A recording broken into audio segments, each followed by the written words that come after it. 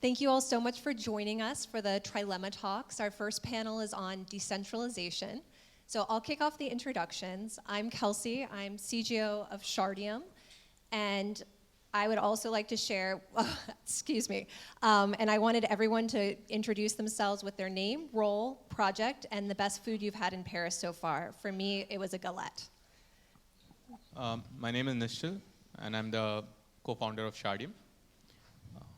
And the best thing I've had, I think macaroons in Paris. Yeah, that's a great choice. James, I lead business development at Axelar. Hello, I'm James, founder and CEO of DFG and co-founder and chairman of JSquare. So we run into investment firm. Great, thank you guys. So we're going to kick off this question with James representing DFG and JSquare. From an investor perspective, how much does the centralization of a project factor in, and is that something that's really important to you all? It is important because I think it's, centralized project, decentralized project are totally different, right? It's basically, if you're operating a centralized project, you're basically doing custody for the people, and that give you a lot of liability. You have to be regulated, and so, just give, because other people giving asset to you, you have to be regulated, and you're managing other people's money.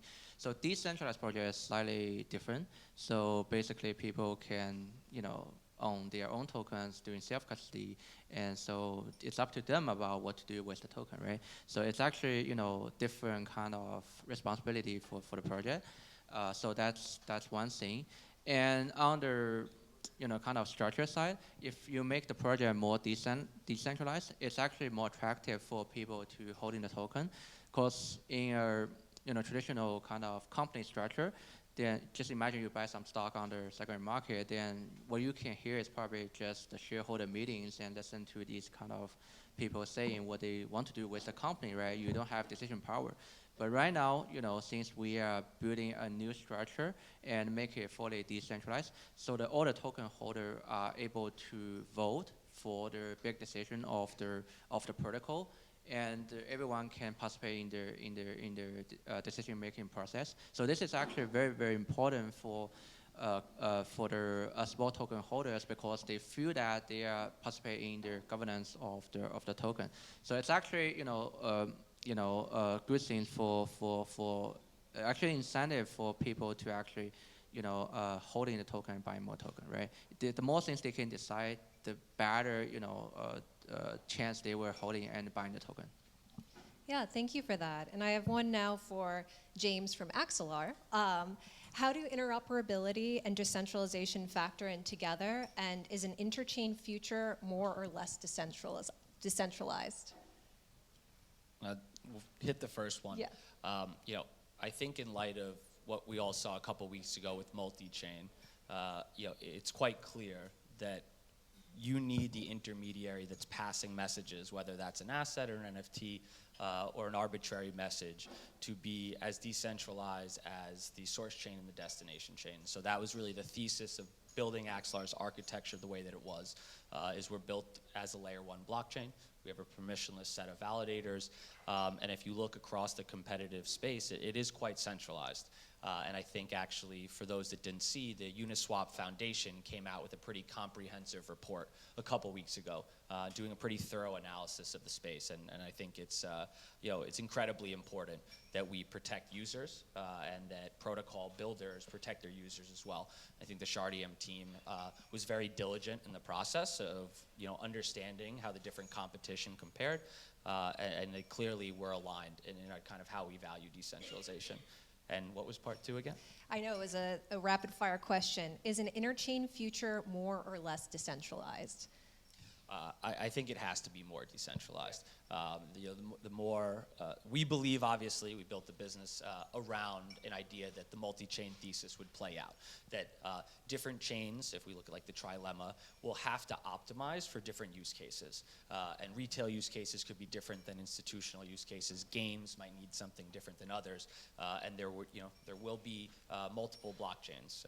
And it is incredibly important that the further and the more that we're connecting these assets, that we continue to maintain the decentralization of our partners like Shardeum. Yeah, absolutely. And speaking of Shardeum, for Nischal, what makes Shardeum so decentralized, and really what's our overall perspective on decentralization? Uh, uh, I think before I get to that, when we think about decentralization, I think it's more of a spectrum. You cannot really term something as completely decentralized because you show me a decentralized project, I'll show you some centralization around it. So I think of this us being on that path to decentralization, but there are some basic elements that you start with which are non-negotiable when you're starting something decentralized, and those are the things that we've started with as Shardeum. For example, the first thing that when you launch a project, you need to decide. You need to create an entity, for example. And what I've seen, or you could have a DAO. That's like two sides. Like a DAO is completely decentralized if your token distribution is right, or you have an entity. Now, what we did is we knew as a L1, we could not start with a DAO on day one because our product was not out there. We didn't have our tokens. So we decided to go the entity route. So that's sort of a step back. But when you're creating an entity, you've got two options. For example, you can create a for-profit entity or you can create a non-profit. So we knew that that was in our control, so we went for a non-profit entity. And that, I think, is like the beginning of any decentralized project. You do not start with a for-profit centralized entity because once you do that, it's almost, I would say, really hard for you to then let go of that profits and get into the decentralized route. So that's something that we started with. After that, then it comes to the technology side of things. As an L1, for example, there are several L1s, and some are decentralized in the sense anyone can participate in the network, versus there are L1s where only a group of people together, they call it decentralized, which I don't believe is the right way to go. So in Shardeum, for example, you can run your own validator nodes, and you do not need the permission from either the team or the foundation, which means the network is truly permissionless. And that's something that you cannot decide once you go live. You need to do that right from your initial design. Then you go a step forward from there. I think for Shardeum, for example, we have this framework called as OCC, which is open, collaborative, and community-driven. And I believe this framework is guiding us towards our path to decentralization. The open part of that is I see a lot of projects which call themselves decentralized, but 90% of the information about that project is actually in the hands of the team, not the community. And that gives an unfair advantage to the team, where they end up being the first movers to take advantage of the progress that a project is doing. In our case, we want to eliminate that delta of information that our team has versus what the rest of the community has. For example, we've made our root Google Drive folder public, and that's something radically different. Why is because eventually you do not want to be the owners of a network. You just want to be one of the many participants as the rest of the community, and you need to start treating yourself like that, not like you're owning the network, but you're part of it. So that's the open part of it. I can go on and on, but there's a lot to talk about there. A lot. So I'll take a pause here. Yeah, I think that this also feeds into some of the points you were just making, Nischal, as well. And this question's for everyone is, will Web3 communities have to sacrifice a degree of decentralization in order to grow? And we can just go down the line if you have anything else to add on that, Nischal. Yeah, I think it's very hard. Okay, I think you do need to compromise a bit. For example, when you're starting a project, for us, in the case of Shardeum, there are like the Twitter account, the social media account, for example. We had to do it, as a team, as a small team. But now we're trying to make sure that there are others in the community who can run their own, social channels. It need not be just us. So I see that one part of decentralization, which is, let's take the example of Uber, for example. Uber has one global account, and then for every country they launch, they'll have Uber India, they'll have Uber France, and all that stuff. So in our case, we decided we'll have a global account, which is Shardeum, But when it comes to different countries, we'll not touch those. We'll let the community also build it. So in a way, when I think about community building also, we're taking a decentralized approach, where we are again one of the participants.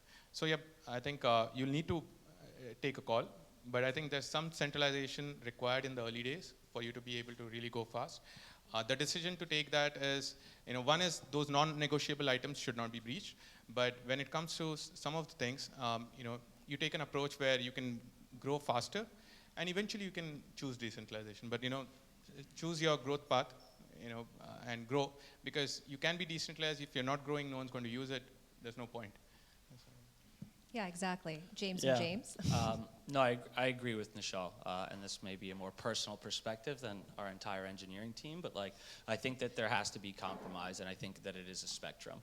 And we're doing what we do to actually solve real-world use cases. And in order for us to do that, we need to simplify adoption to actually get users on board. And I think that that is going to, in certain instances, require us to do things that might not be the most maximal decentralized process you could possibly create. But I think that in the end, we're trying to make a positive impact, and so that means that we actually need to onboard users and solve real-world use cases, and I think that that's just a compromise we're all going to have to make on an entity level. Yeah, absolutely. Yeah, I totally agree with Nischal and James. I think you just cannot be fully decentralized. It's not even possible. So how would you define the kind of the level you do on-chain governance is the key here. So you just cannot putting everything into vote. That doesn't make any sense. So actually, I still remember in the Ethereum community back to the days like maybe 2018, 2019. I mean, through all the way, the discussion about Ethereum 2.0 is kind of always kind of debating the Ethereum community. So that actually delayed the process about ETH2 launch a little bit. So I think which is you can say it's fair, but everyone can have opinion. But when I would say if it really matters for the big things of the ecosystem or the project, then it's probably okay to vote. But if you put in all the detailed stuff, especially related to tech stuff or detailed stuff to vote, that doesn't make any sense. So it's really, it's really about to make sure you are balanced between the decentralization and the efficiency. So this is the key here. Yeah, absolutely. And I think we wouldn't want to close out the panel without at least touching on the current regulatory environment. So how do you all feel, this is for everyone, how decentralization comes into play within the constraints of the current regulatory environment? Should I go first? Yeah, go for it. So, regulations, if you were to, divide this whole Web3 or the crypto ecosystem from a regulation point of view, I think of it as there's this centralized component of Web3. For example, your exchanges, the on-ramp, off-ramp.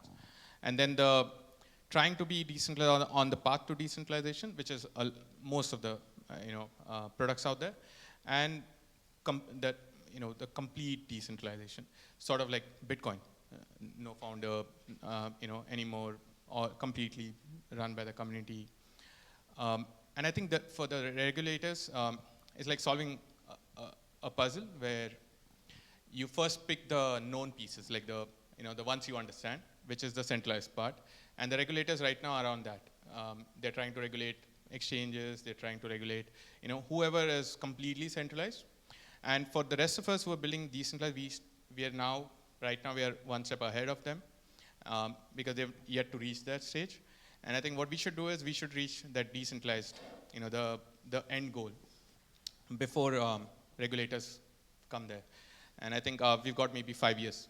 I think the next 3 to 5 years, they're all going to be building out all the frameworks that you require on the centralized part, which is what you're seeing right now, the push and pull. Sometimes they're banning it in some countries. Sometimes they, open it up completely, and then they close it again. So that's happening. So I think we've got maybe a 5-year window where we don't have to think too much about regulation. Don't blatantly break laws, which are obviously you should not. But I think the decentralized community has less to bother about regulation today compared to the centralized entities. But what happens is when we read these news and all, I think we collectively just get scared. We're all worried that regulators are coming and they're destroying the innovation. But I think it's less. If you're really on the path of decentralization, there's very little worry. So yeah, that's my thought right now. Yeah, absolutely. And James? Yeah, I think agree with Nischal in a lot of ways, and I think to add to it, it takes a certain humbleness for us to be able to create a path forward here.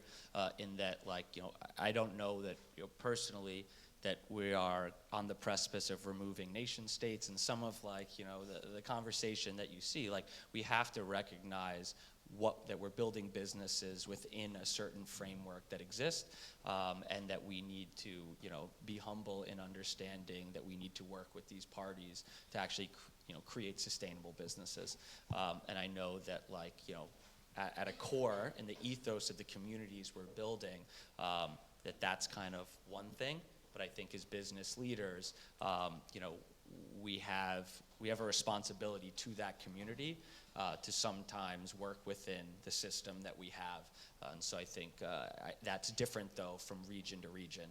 And so, I think we're completely distributed throughout the globe, and that makes it a very complex issue to solve.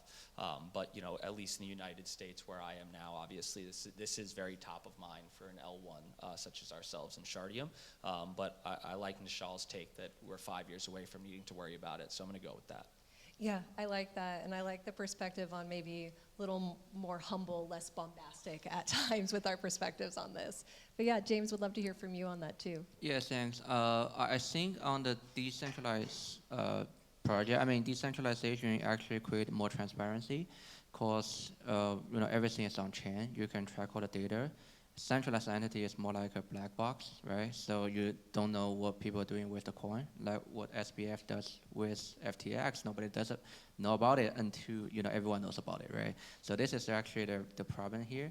So if we eliminate all the privacy coins, then actually all the decentralized projects actually creating more transparency here.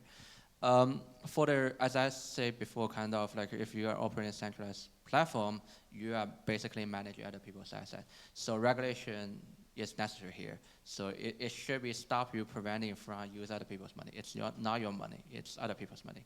So you should put it into a custody, doing everything in a regulated way.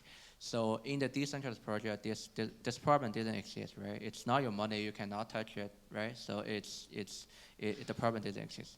The real problem the real risk for decentralization is it's more about anti money laundering kind of stuff, right? What if the money is not clean? They use whatever not clean USDT to buy tokens, then it's more about a problem like that. So in the future, maybe we can establish governance process for on-chain voting about whether these kind of tokens should be eliminated or not. That's probably more fair. But overall speaking, since we are creating more transparency here, I think less regulation is needed actually for the decentralized project. Yeah, thank you for that. And as we wrap up, is there anything else any of you would like to add about decentralization? I finally regained my ability to pronounce that word before we wrap up. And how should people find you or reach out to you if they'd like to learn more about you or your project or company? You can go to shardeum.org. That's where you can know all about Shardeum. I'm on Twitter. I'm pretty active on Twitter. My handle is Nischal Shetty, but it'll be hard for you to write it now.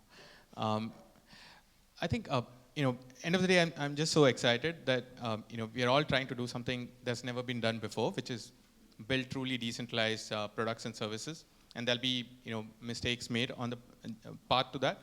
But I think ultimately it's so amazing to just talk about these initial ideas of decentralization and how do you achieve that. And it is all on all of us to actually shape that ecosystem in the right direction. And we are doing our part, everyone else is doing theirs. So maybe 5, 6, 10 years from now, these discussions will never be held, because you don't talk about how do you build centralized services, right? It's expected. This is how you do it. But I think we are in that building phase of decentralization, and our actions will actually define what the future will think of decentralization. So I think that's the most excited part. Yeah, I think from our perspective, it's important to also align yourself with partners and businesses that share the vision. So I think if you look at this panel from investors to layer one partner to another piece of the infrastructure, this is exactly where we want to be, in a room with people that are like-minded and trying to create further decentralized services and products. It is incredibly complex. So you want to be working with people that have different perspectives, that are solving different components of the stack, take that feedback and put it forward in what you bring to market. And so I have to plug my t-shirt and our interchain token, people deal with fragmentation issues right now when it comes to how you can migrate an ERC20 token and use it on one L1 to another. And when you talk about cross-chain governance and the idea that people should be able to hold these assets wherever they have them and still be able to, through a simple UI, be able to participate in decisions at the protocol level. And that is something that we inherently learned through our customers and our partners was something we needed to prioritize. So, I really think in getting to this future state of decentralization, aligning yourself with partners that are like-minded is just paramount. And otherwise, Axelar.network is where you can find out more about what we're doing. Axelar Core on Twitter, and my name is James Friel, and feel free to stop me after and we can chat more about it. Thanks for having us. Yeah, thanks. Yes, thanks. I have nothing to add. So my Twitter and Telegram are Real James Law. So happy to discuss any kind of problem or question in the industry or any kind of partnership or investment. So happy to talk to you guys. Great. Thank you all so much. And next we have Jeremy from Shardeum coming up to lead our conversation around scalability and security. So thank you, Jeremy.